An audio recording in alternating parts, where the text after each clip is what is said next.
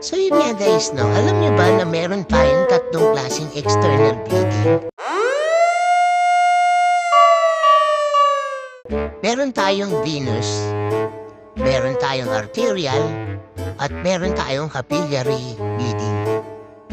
Sa tatlo na to, ang pinakamalalim dito is yung arterial. Kasi malaking ugat ang tinamaan dito o yung ating artery. Yan yung makikita nyo na sumisirit yung dugo. Susunod naman, yung venous, hindi naman siya ganun kalakasan, pero madugo pa rin. Kasi maniliit na ugat lang ang tinamaan nito. At ang pinakamababaw naman, o nasa balat lang natin, is yung capillary. Sa susunod na video natin, pag-usapan naman natin kung paano natin ito kukontrolin. So yun lang muna guys. Bye guys!